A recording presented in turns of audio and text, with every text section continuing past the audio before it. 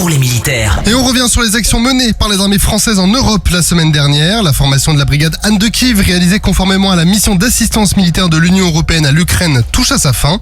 Durant des exercices de synthèse, les bataillons ukrainiens ont mis en œuvre les savoir-faire acquis dans le domaine du combat interarmes. Ils ont ainsi démontré leur capacité à synchroniser les actions de l'infanterie et de la cavalerie et à démultiplier les effets par l'action combinée des appuis des drones, du génie et surtout de l'artillerie. Ces exercices, qui ont été réalisés de jour comme de nuit, placent la synergie au cœur de l'action de l'efficacité opérationnelle. La brigade ainsi formée est entraînée sur du matériel français, rejoindra prochainement l'Ukraine. Sur le flanc oriental de l'Alliance, les armées françaises poursuivent leur engagement pour la sécurité collective. En Estonie, la compagnie d'infanterie légère a réalisé un entraînement au combat avec les réservistes de l'Estonian Defence League et des Estonian Defence Forces. L'objectif de cet entraînement était d'approfondir sa coopération avec ses partenaires estoniens. D'autre part, en Roumanie, le bataillon multinational sous commandement français a officialisé l'intégration du contingent espagnol. Ce bataillon se compose désormais de 4 nations contributrices, à savoir la Belgique, le Luxembourg, l'Espagne et la France, pour plus de 1200 soldats.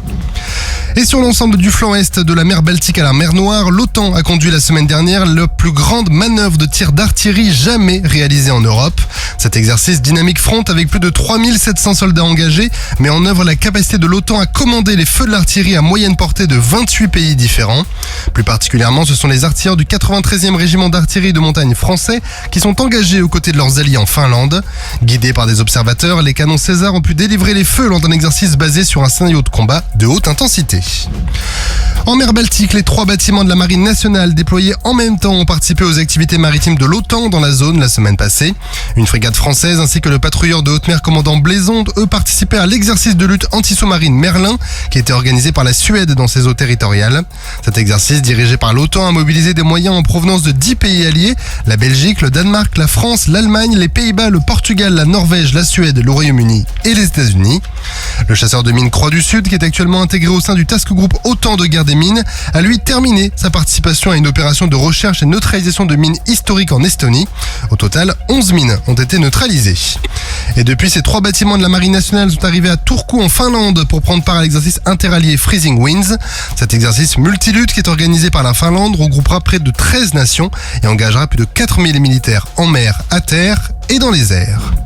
Et enfin, en Méditerranée centrale, une frégate poursuit sa patrouille et participe à l'opération Irini, appuyée par un avion de surveillance maritime Falcon 50. Lancée le 31 mars 2020, l'opération Irini vise à faire respecter l'embargo des Nations Unies sur les armes à destination de la Libye, avec des moyens aériens, spatiaux et maritimes.